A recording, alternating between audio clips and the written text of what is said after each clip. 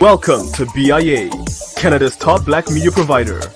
Whether you're looking for shows on fashion, art, music, or simple lifestyle, we bring you the best content the black community in Canada has to offer and so much more. And better yet, do you have an idea for a project you'd like us to help you with?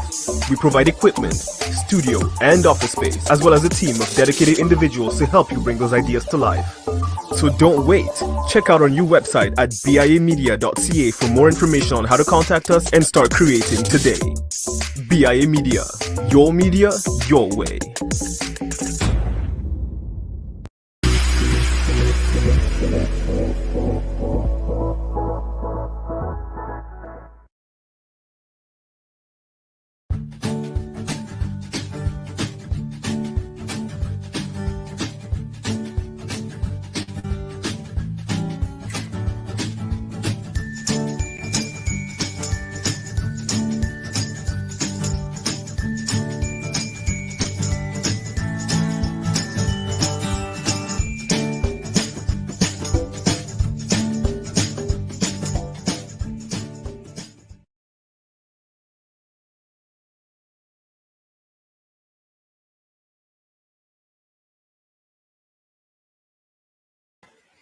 Hello, and welcome to Getting Real with Paula. My name is Paula Alphonse, and tonight I am speaking to Ben Caron on collective care and his human library project. Ben is a Los Angeles-based facilitator, events producer, vocalist, and songwriter. He has spent the last 15 years producing and performing for events, festival, retreats, concert, theater, and digital media all over the world. He has also, released 2 community-funded albums, and he is deeply passionate about personal and societal transformation in service to both the individual and the society we live in.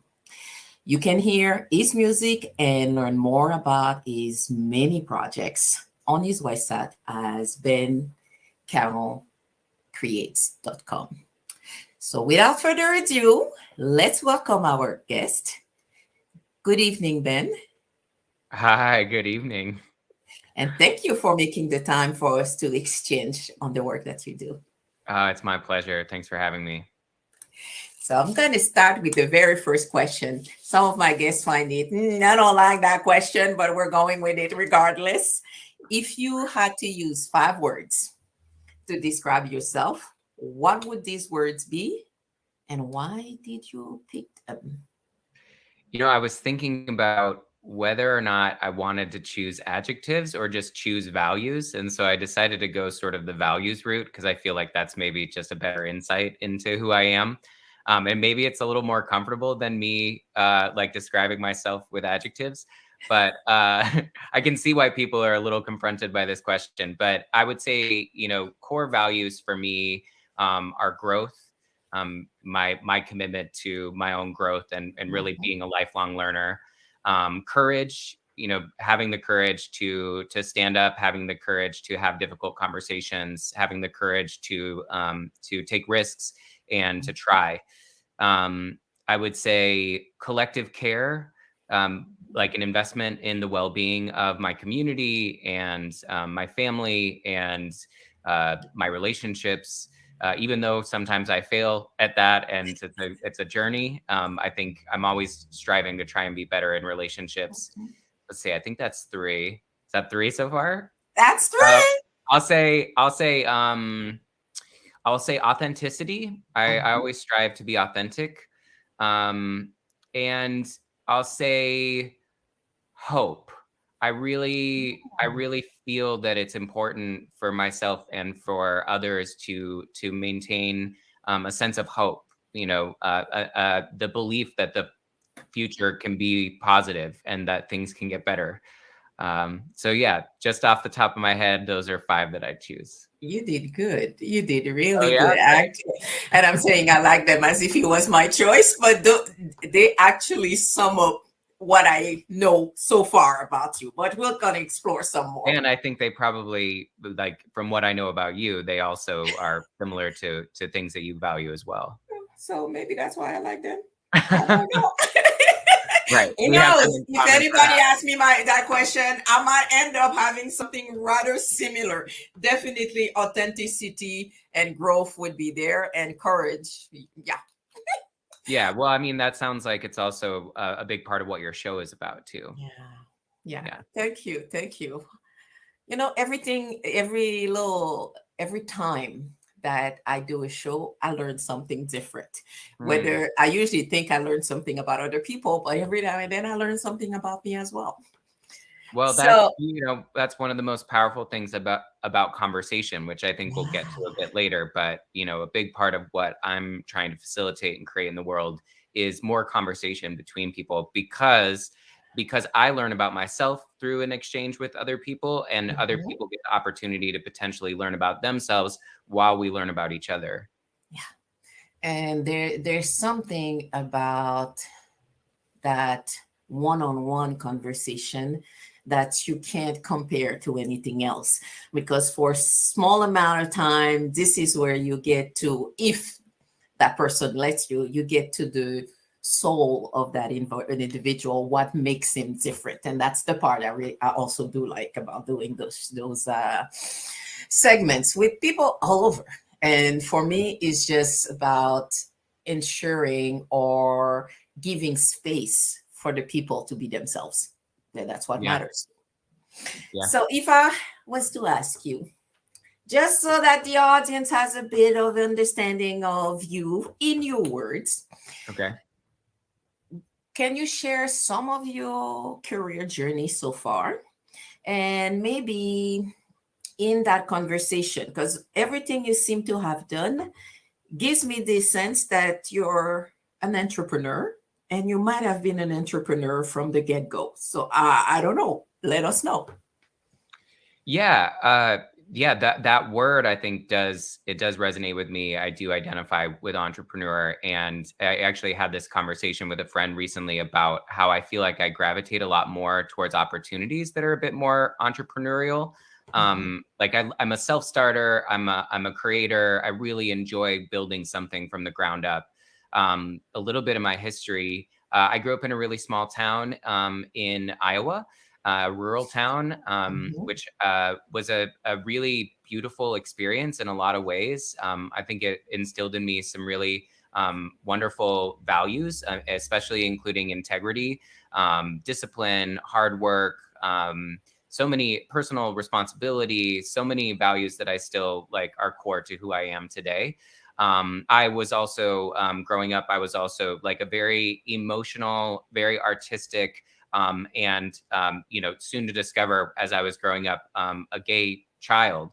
And so in the time that I grew up, it wasn't necessarily, I wouldn't go as far as saying acceptable, but it certainly, there was no other gay people in the town that I grew up in.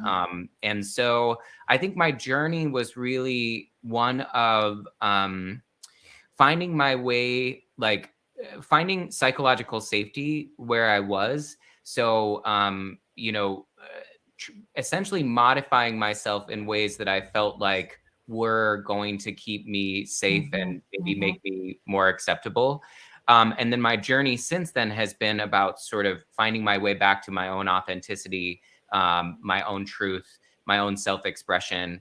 And so my life is a bit dual in the sense that I have sort of my artistic life, my artistic career. I went to school for theater arts and dance is what I got my degree in. I have been a professional songwriter, singer, recording artist since, essentially moving to Los Angeles. But I also have this aspect of myself that is really about self-realization and personal transformation. And I think those two things stem from the same place, which is a desire to connect to my heart space, a desire to connect to the truest aspects of myself, to my true self, and to share that with the world. And as I've been learning to do that for myself, it really pleases me, it really lights me up to share what I've learned with others. And so I sort of approach things as sort of a facilitator practitioner. I really like the experience of working side by side with people to grow and to learn, to work kind of more in a peer-to-peer format, as opposed to, I don't consider myself enough of a master of anything to hold myself in that regard. But I love learning in community. I love growing in community. And so that's really what I create as a professional, is opportunities for us to learn, grow, and express together. And that's how I spend my life. And that shows up in very entrepreneurial ways, because oftentimes I'm self-producing, I'm self-creating, I'm self-funding. And all these are all things I think that entrepreneurs have a lot of shared experience with. Thank you for sharing. And you've mentioned that you were from Iowa and then you moved to Los Angeles. Did you move to Los Angeles from a perspective of feeling more accepted in that environment, or was it more about those entrepreneurial opportunities? I think Or a bit of both. I think on a conscious level, it was that I wanted to pursue a career in the arts. I wanted to learn how to become an artist. I wanted to live the life of an artist. And I felt like I would have a better opportunity to do that in Los Angeles. I think on a subconscious level, so when I left Iowa, I was closeted, and I stayed closeted for a number of years through most of my college experience. And it took a lot of years for me to sort of like unpack my own internal homophobia, and to like learn to accept myself enough that I could courageously like be authentic with the people in my life. And so I think on a subconscious level, I was also searching for a place that I felt like had more space for me in my full authenticity. But that wasn't, I don't know if that was like at like a conscious level when I left. And let's just say, I love what you're saying. My journey has not been the same, but I remember living with my parents, and in my community as a female, you leave your parents' home when you get married. But I didn't want to get married, at least not right now. And I wanted to go away. So I picked a job in the farthest part of the country from my parents, just so that I could, as you say, find yourself. Because without realizing, sometimes that space where you don't feel like you can be authentically yourself creates that sense that I have to be elsewhere to figure out who I am and then decide what's the next step for me. Yeah, I agree. I think, and this could apply to any person. I really appreciate you sort of, calling in your experience as a woman. And I think that does resonate with my experience as a gay person, wanting to find a place in which like culturally, we can have a bit more autonomy, freedom, self-expression. But I think that that's true also for every person. I think that, in my experience, whenever one is in the same conditions or the same environment for a long time, it can be really easy, at least for me, to fall into patterns. Yes. And I think that one of the best ways for me to grow and to evolve is to break my patterns. I'm constantly searching for ways to disrupt my own patterns in my life, so that things can become more conscious and less like default. I'm just like, I'm utilizing the same behaviors over and over again without actually thinking about them. And I think going to a new place is a really powerful way to do that, because you can't lean on environment. You can't lean on relationships. So I mean, likely I would have left, or maybe I would have wanted me to leave no matter what, because I think it was important for me to sort of break my patterns and really learn who I was without the context of my childhood life. And that's great, because it to me, it's really about finding self. It's starting your own journey and finding, how do I choose to define myself, rather than what that environment has already decided that I should be or how I should behave and all of those things. I know we connected over your project, which is the Human Library.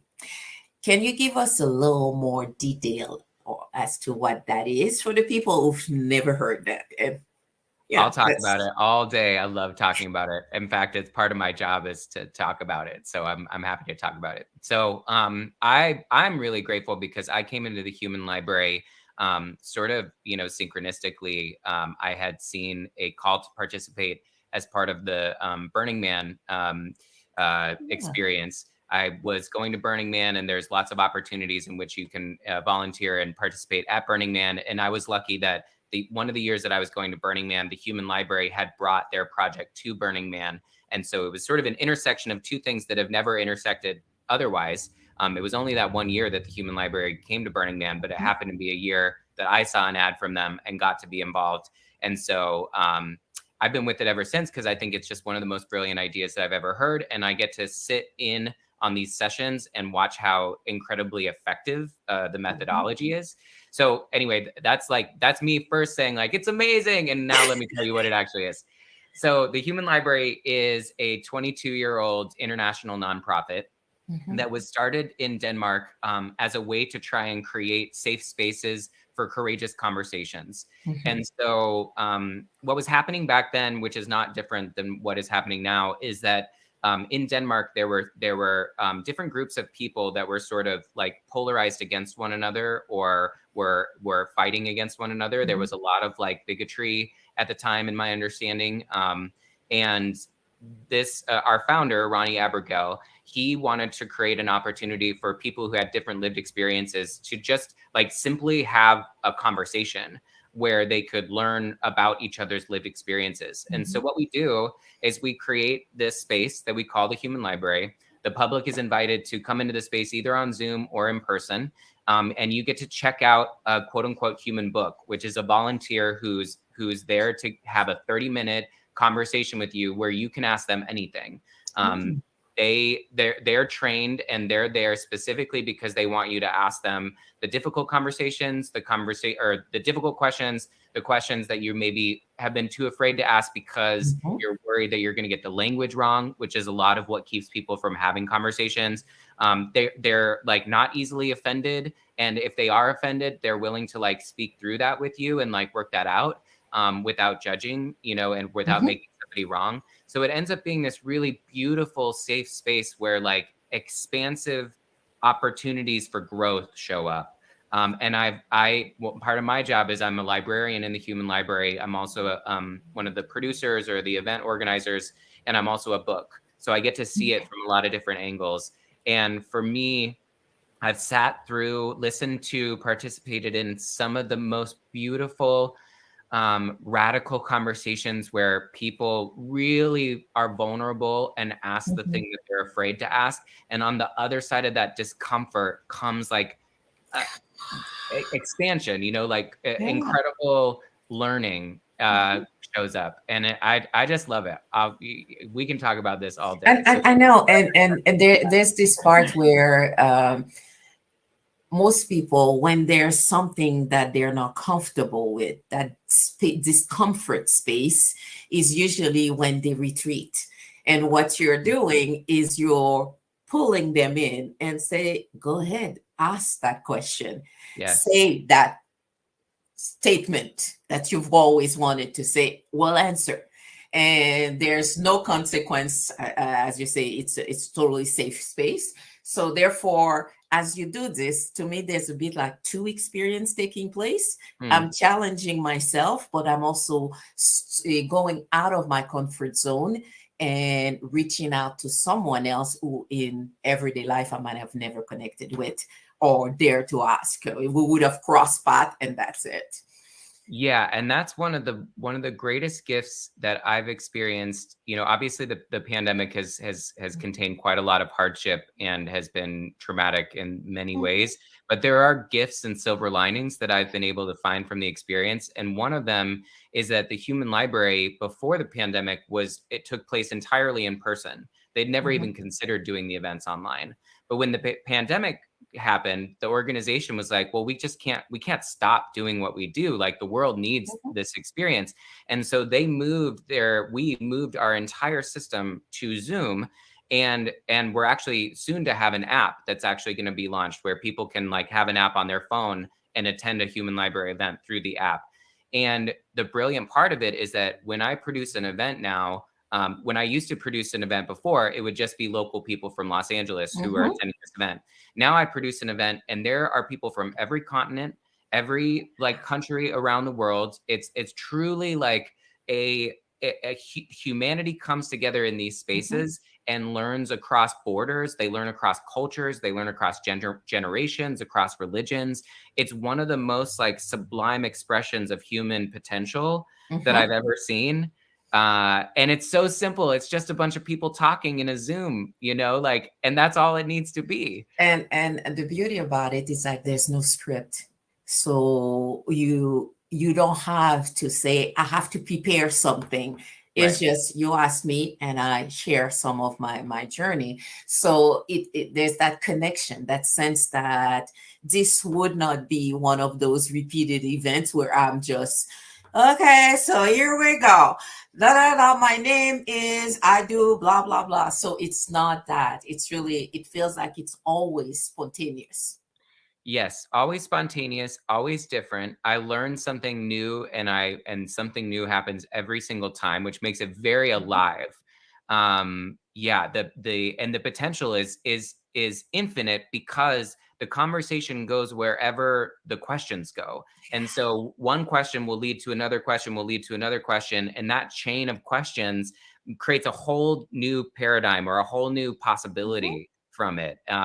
So I'm never bored. Like I've attended hundreds of these events and I've listened to hundreds of these conversations and never once do I get bored because never once are they the same. And they're always transformative. Like I hardly ever listen to a human library conversation and be like, meh, like that was kind of like, it didn't really déjà vu or whatever. Every single conversation that I've ever listened in on has some nugget of like something really spicy or juicy or interesting. It's a win. It's a real winner. I didn't invent the organization. I'm just like a big fan and like very but there's something about partaking into something that feels that it's connecting me, who I am, to the other, but then it's also part of your larger mission. So the human library might not be your project, but it fits in with what you want to accomplish and what you see as my way of changing the world. Yes, there's and I've only seen this like on the internet and memes, so I can't like vouch for the authenticity of this, but I've seen in like memes this concept of ikigai, I think is how it's pronounced, and it's a concept in which like what you can get paid to do, what you're passionate about, what people need, and I forget what the fourth one is. Like what your dharma is or your like soul's mission is. When those things come together, there's like a sweet spot in life. And I feel like with this particular project, I've found that sweet spot. It tickles me in all the ways I like to be tickled. And so, yeah, I love it. I love it. Can you share maybe some of your takeaways or insights about that project? Yeah. Well, one of the things that we talk about in the project is that judgment is just a natural part of the human instinct, that we have evolved as creatures to utilize judgment as a way to look at our surrounding environments and suss out where danger is. And I think what is radical to me about the human library is that it doesn't judge judgment. I think sometimes like we can utilize shame as a way of like, some people will utilize shame as a way of trying to create change. And I think in the human library, there's no shame involved in what we're up to. It's like when we train our books, we say, well, you will likely judge the people that are coming in and asking you questions, because somebody might come in and dress a certain way or talk a certain way or something, and it might trigger in you an experience that you had with somebody from your past. And it would be easy as a book for me to shut down, to not be available to the conversation. And so as a book, I have to invite myself to try to unjudge my readers, the people that I'm having the conversation with. And the same goes, that's the invitation we're extending to the public who are coming in. And so I think that's sort of like reciprocality of like humility and generosity and like accepting that we all judge, and that what we're here to do is to sort of grow and evolve and hopefully like reprogram some behaviors. That sort of like radical equality in the space, and like that humility that shows up is it's part of why I think it's so effective, because people aren't on guard. You know, they're not like, oh God, I don't want to be the bad one. You know, like, oh, I don't want it to be pointed out that I have judgment, because then I'm, you know, that's really what makes it a safe space. So I would say that, like, the sort of, you know, that conception that we're all equals and we're all peers in this space and we all judge and we're all learning. And then the other thing that always shows up for me is just like the simple power of conversation, of having a real exchange, of really listening and really like asking the right questions. I just think if we could start doing that more often in more places around the world, a lot of problems would naturally be solved. It's interesting for me because in my mind, we all know we all grow with those unconscious bias, and that's the way the brain works to keep you safe. But then the idea of having those conversations is really working through those, but also becoming more aware of those things I do. So they come out, even if they're not the book, but having been with that person, sharing some information and feeling that reciprocity, that sense of welcome in that presence, it's hard to go away and say, oh, I hate those people. So, and that's the part, and that's how you start opening, instead of having stereotypes that doesn't have any feeling, that doesn't have any skin, any blood. It is now a human being. It's harder to make that, to pass those judgments in those moments. And that's why I think that human is such a beautiful and powerful word in the project, the Human Library, because that's really what we're doing, is we're humanizing one another to one another. We're offering dignity. We're offering to see each other. And I think a lot of what we're struggling with societally in the world right now is dehumanization, taking people and flattening them down to a conception or an idea, a symbol, as opposed to like a fully nuanced, robust, like dynamic being, right? And we suffer these indignities, I think, in our world. This is something that you and I had talked about, is that treating each other with a baseline of dignity is in itself like radically transformative. It's very powerful. And so these spaces, there's sort of like a baseline of dignity in the space. You know, we agree to treat each other with respect, even if we're asking something in a messy way. We're still being respectful with one another. We're still treating each other with dignity. So yeah, I just think both of those things, humanizing and dignifying each other, it's the key. It's the ticket. Yeah. And for me, there's another conversation in there that we often forget. Nobody wants to be invisible. I want to know that people see me and that they appreciate what it is that I bring. Who wants to go to their grave saying, I have done nothing all my life and I couldn't wait to get out of there? No one.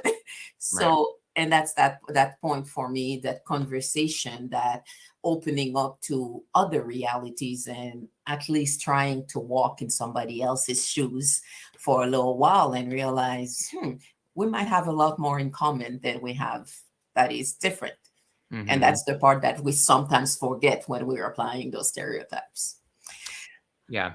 I'm going to make a switch in that conversation, and I'm going to move towards something you said to me about the murder of George Floyd and how it shattered that perspective with respect to what was your reality. Can you tell me a little more on this? Yeah, I think that, well, one, talking about dignity, the incredible indignity and Mhm, dehumanization that occurred in that act, beyond the violence, mhm, but the violence partnered with the indignity and the mhm, dehumanization of a human being, mhm. the inability to see him, right? You Yes. know, like you said, watching that video was devastating for me in the way that I think it was devastating for many people Mhm, around the world. And there were so many parts of it that were devastating. But it what it did is I had been involved, or at least like following and advocating for the Black Lives Matter movement in the United mhm, States, especially since Ferguson, you know, for a couple of years. mhm, But it really it really s- it really changed my relationship and my investment in the movement. And I think it did for a lot of people, and it certainly did for a lot of members of my own community. And I think the biggest invitation that I heard in that time, besides like show up, show up when it comes to like mhm, rallying and when it comes to advocating, is for people who are white or identify as white, um, and or who have benefited from white privilege, like educating ourselves on the history of racism and racial violence, mhm. in the United States, especially. And I know Canada has its own history as well. Oh, yeah. Um, yeah. Uh, and like taking responsibility for filling in the gaps that the education system in the United States seemingly like consciously creates around our racial history. Mhm, Uh, I really took that to heart, and a lot of people in my life really took that to heart. And so for me, it made me want to double down on my own investment, the amount of time, the amount of energy, the amount of care, heart, uh, artistry, that I was putting into to racial justice in the United States. And so, yeah, I've been on that journey since, and I'm happy to talk about any of that you want to talk about. Today, May 25th, is actually the second year anniversary of his passing. To you, how have things evolved um, in terms of your knowledge about the history of slavery, in terms of your appreciation of some of those systemic barriers? What is different for you now? I think through the education that I've taken on in the last year, I've read books like Caste by Isabel Wilkerson, which is an incredible book, so incredibly effectively written, so powerfully written. I read The New Jim Crow by Michelle Alexander, How to Be an Anti-Racist by Ibram X. Kendi. I say these titles in case people are watching and want to read these for themselves. These are really good books to read. And I think what it did is it created a new lens through which to interpret reality, um, so that as I'm moving through, like for example, this is just a little anecdote, but like I was in Los Angeles. I was getting my hair cut and in a barber shop where the back of the barber, or the front of the barber shop, was all windows facing the Mhm. street, and I was had my back to the window, looking in the mirror, and was getting my hair cut, and all of a sudden everybody in the barber shop sprinted outside, which is a very strange thing to occur in a barber shop. I'd never Mhm. experienced everybody just leaving without saying anything all at once. And I turned and looked and saw what had happened. The people who were facing out the window witnessed that there was a Black man who had been pulled over by police and had been thrown onto the ground.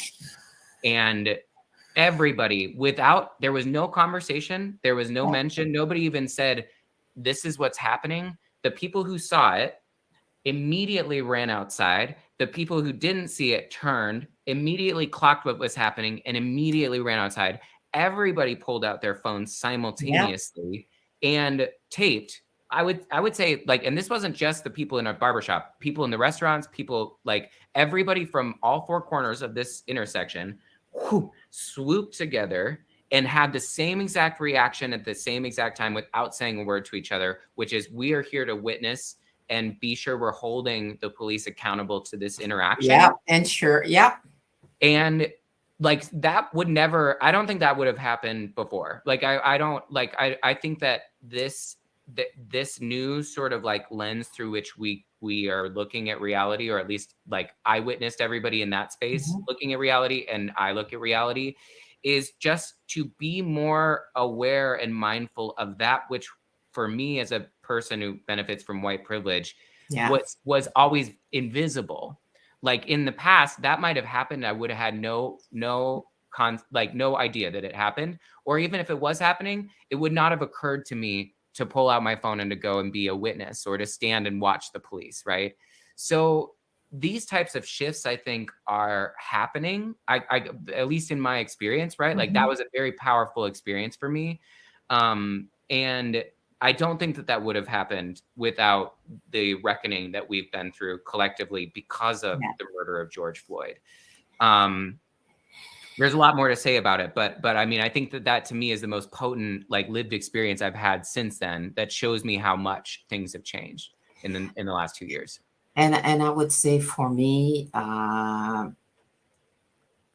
even though we're in Canada, and even though we have the illusion that some realities are not the same, the fact still is that reaction when you see police and Black people, everybody slows down and need to see what is happening. Is it happening in a stance that it is the right thing to be happening, or would they need help? So yes, even here we have that the phone and checking, and okay, do we need to intervene in things? And it is a sad reality, because when we think about police, usually it's protection.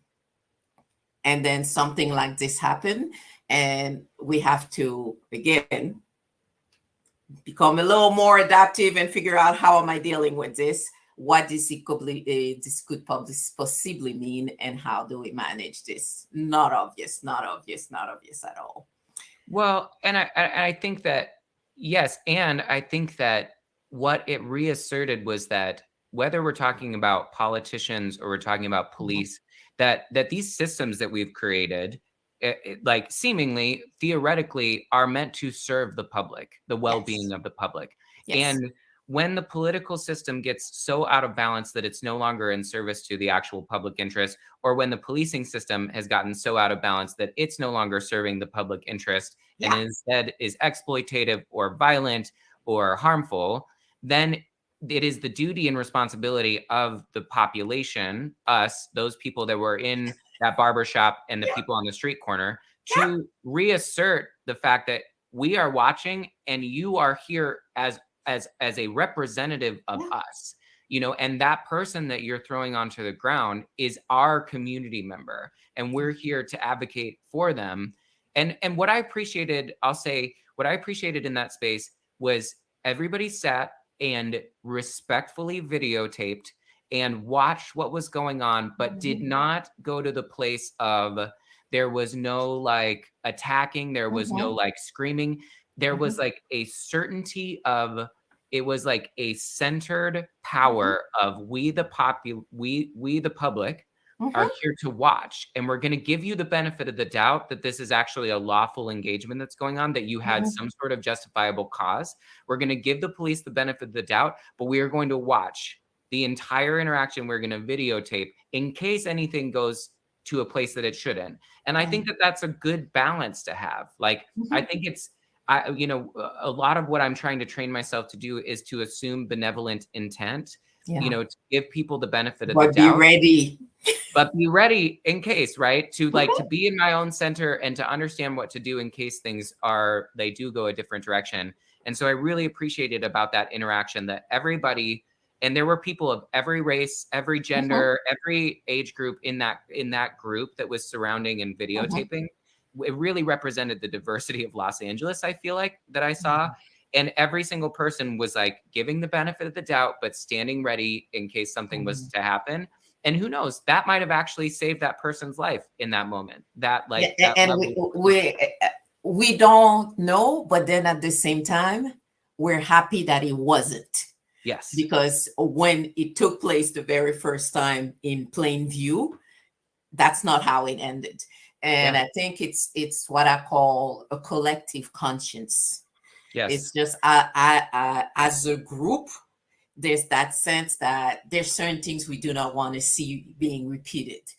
And, you know, have to figure out a way. The system is still there, but how do we work it in such a way that those individuals do not just have to lose their life? And again, not too long ago, someone lost a life again under the hands of a policeman. And this is the part where you do what you do, you're cautious, but what the portion I really like about it is that we're being more human. We're seeing life instead of seeing patterns or seeing those stereotypes. Oh, he must have done something wrong. And now it's just like, even if he has done something wrong, we want to make sure it's dealt with the proper way.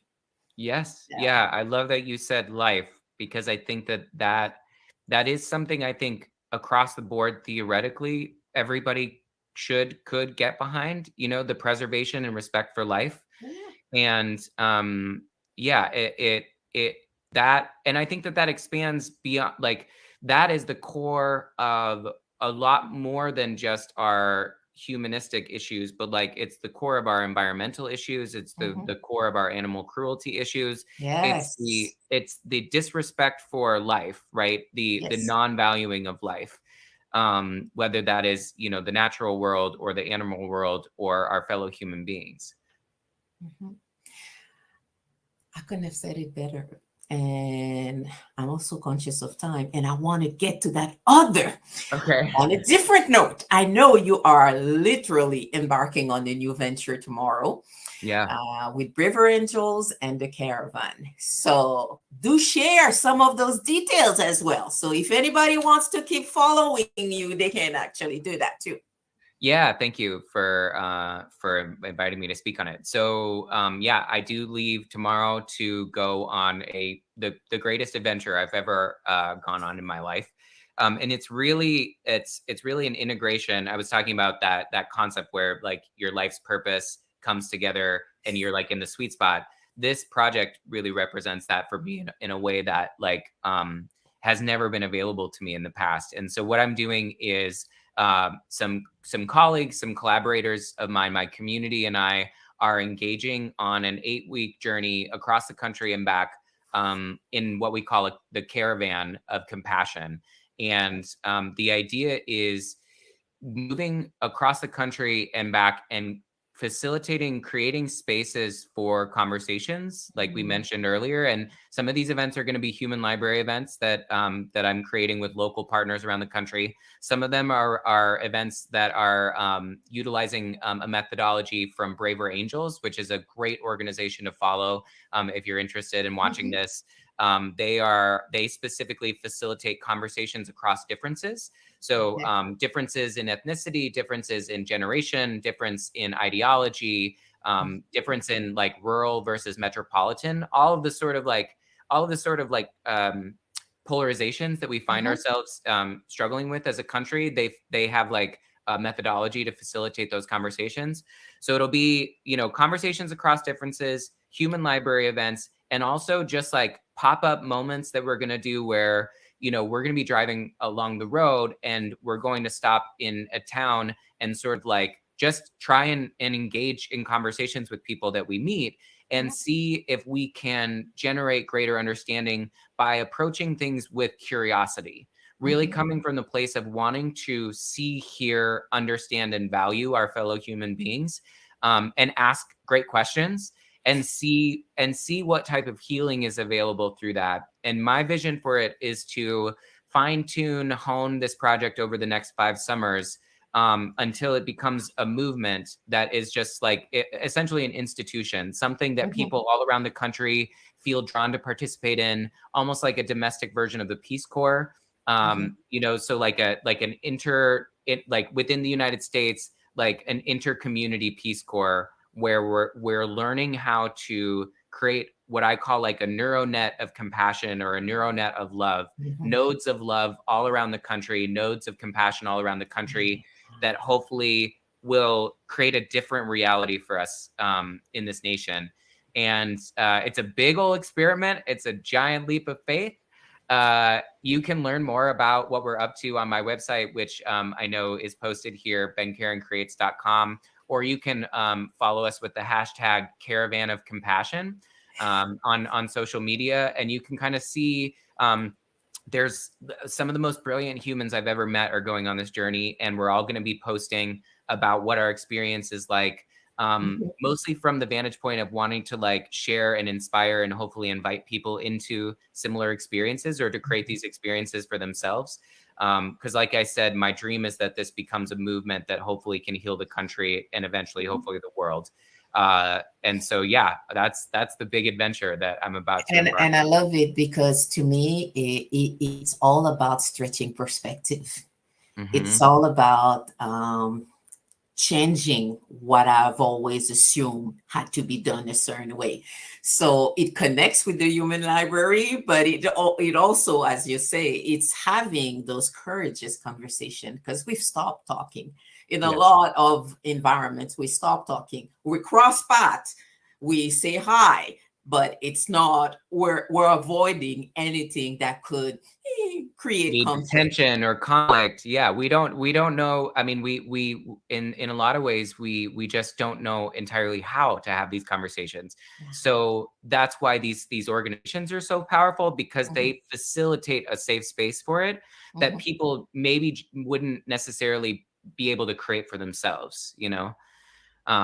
Yeah, our like through line of the byline of the project, the Caravan of Compassion, is courage. So courage to create a conversation, curiosity. So having the curiosity to ask people questions and be sincerely interested in what they have to say and what their life experience is, and then compassion. So once we actually understand where somebody's coming from and what they've gone through, trying to actually like feel into that experience with them and care about their suffering, care about their well-being. That's to me the 3-part journey of this is, you know, courage, curiosity, compassion. This sounds so amazing. You know, it feels as though, oh, I want to be on that boat. And I know it's not a small group that's traveling with you. I think you've mentioned, is it 30, 40 people? So there's like a core group that's a bit smaller that's going to go the whole way. But I would say 50 people are coming in and out of the journey throughout. This first year there are definitely public events that are going on throughout, and you can go to my website, bencaroncreates.com, to learn about those public events and register for events. There's also, you know, there's an aspect of it where because it's so experimental and proprietary and entrepreneurial, that for me, I'm enrolling the people in my life that I know have the skill sets to do something like this and become ambassadors for love. And you would be a perfect person for this. But it's a really like, it's the people in my life that I trust and really like I know the light and the gift and the love that they bring to everything that they do, because I know how tender this first experience is going to be, because nobody knows what we're up to. You know, we're a bunch of strangers that are just moving around the country. So I want to make sure we're doing this with a lot of skill, a lot of care, a lot of intentionality. So yeah, you can, I mean, if people want to follow the journey, they can either come to a public event, which will be on the website. I wrote it down, and trust me, yes. We'll give publicity to that event, because I think the idea is so great. It is from a perspective where where you've mentioned the Peace Corps, and often with the Peace Corps is there's a problem, they come to the rescue and then they leave. Right. But you're arriving in an environment where we're not telling you there's a problem. We're not telling you we're coming to fix you. We're just here to have conversation, and see in those conversations, you start seeing the world a little differently. Yes. Yeah. And that's so important. Thank you so much for saying that, because for us, there is not any, we really want to make it clear. And it's like I said in the beginning, I am a practitioner facilitator. So in the same way in the human library, we say that like everybody judges, like I'm learning these skills as we're doing it. And we're all learning it together. And so there's no hierarchy in this. It's so important for us in going about this, that there is a shared sense of generosity, humility in the way that we're approaching it. We're giving each other mutual dignity and respect, because it's not like we're coming in with some like intention of like fixing or being saviors or whatever. It's really like we all get to co-create a new paradigm together. As equals, as equal co-creators. And so, that is such a massive part of it. It's not about the degree. It's not about the expertise. It's not about, I'm teaching you about concept. I'm learning with you what's happening in that space. And it's every person, like the thing about the human library that's so beautiful, and I think that is going to be really important in this project, is that it is a synergy between two people. So if it's a one-sided interaction, it doesn't hold any of the power or the potential that it holds if both people are coming to the table in earnest with a sincere desire to connect. And so there is no one without the other, right? Like we are genuinely co-creating an experience with one another. So each person's contribution is equally valuable in that interaction. And that's in a society where we often deciding people's value according to what we see about them, whether you came out of an expensive car or the city bus, and all of these things are often defining people without actually getting to know the people. So these conversations are completely different because we're removing all of those layers, extra layers, and having that one-on-one. Yes. Yeah. I mean, that's why, I'll reiterate again, the book Caste by Isabel Wilkerson is so powerful because it really lays out the ways our society is built as a caste system. And it's a caste system beyond, there's so many ways, and we all are privy to it. There's a genderized caste system. There's a sexuality caste system. There is a colorist caste system. There's an ableist caste system. There are myriad ways in which we rank each other and create hierarchy. And so for us, we really, I really want this project to be a dismantling is maybe not the right word, but like I want it to stand in as a alternate paradigm to the caste system, right? Like true equality, true mutual dignity, true mutual respect. And that can't happen if we think that any one person is more important or more valuable than the other. That's it. And that's giving back to each individual their full sense of value, because technically we are born with value. Yes. Then whatever happens after the birth, there's a different conversation, but we are born with our value. It's a life. It's a potential. Last question. Oh, maybe second to last question. What would be your last key message for the audience? If they, after listening to this, what is that one thing you want them to remember?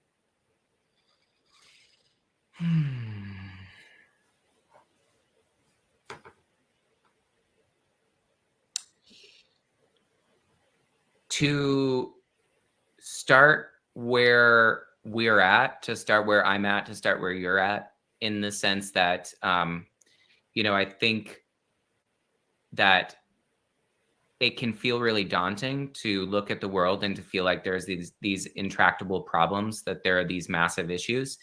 And I really believe that if every human being starts where they're at with what they have, at the level that they're at, without shaming ourselves about, like I say, I'm a practitioner.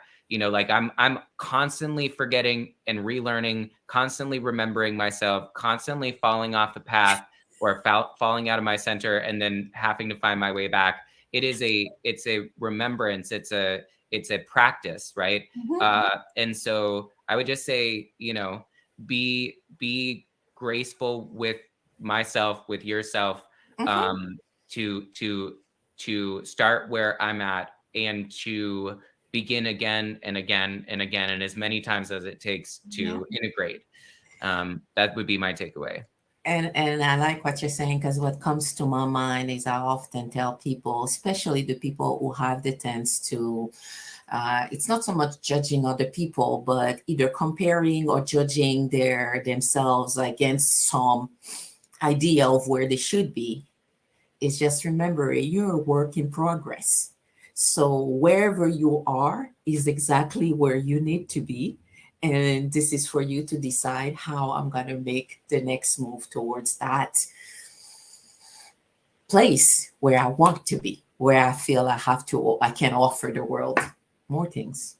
Yes. And when I say things, more value, not things, because we all know materials are not solving all of our challenges.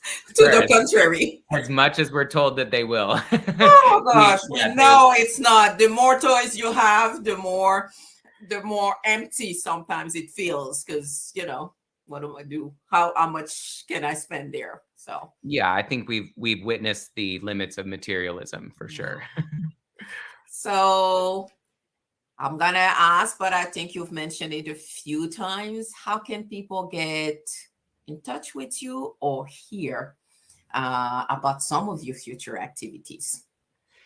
Thank you for asking. I will say the way that I have a little bit of a tension with social media, just because of the ways in which I think many of us have become aware of the sort of exploitative nature of social media.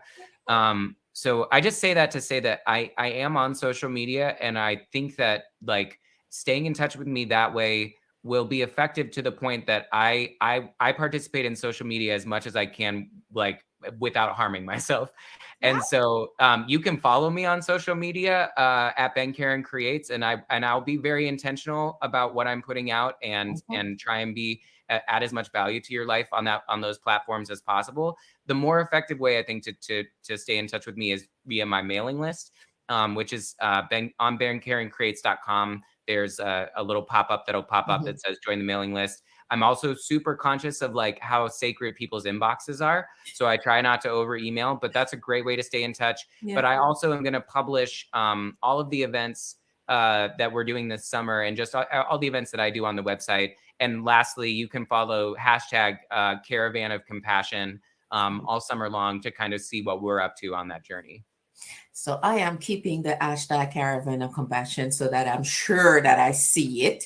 And I'm wishing you the best experience the whole way through. To me, it's going to be amazing. It's going to be so fulfilling. But then at the same time, you're going to find those moments where it's just like, oh my God, if I could die right now, I would, because it's this sense where I've experienced something that is so unique, so blissful, so unexpected. So that's what I wish for all of you. Yeah, I honor the power of your word, and I say so it is, for sure. Thank you very much. And best journey for those 8 weeks. Thank you, Paula. Hardly the way, hardly the way.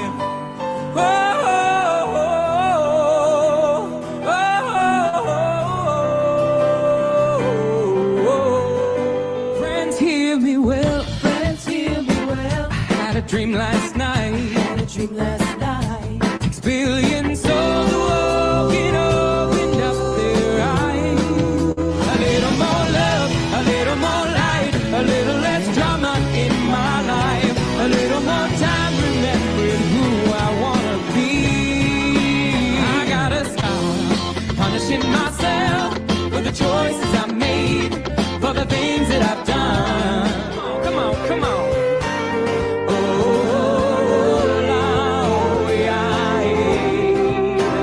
You know I love you. May we choose to be happy. May we learn to free our minds. May we be well.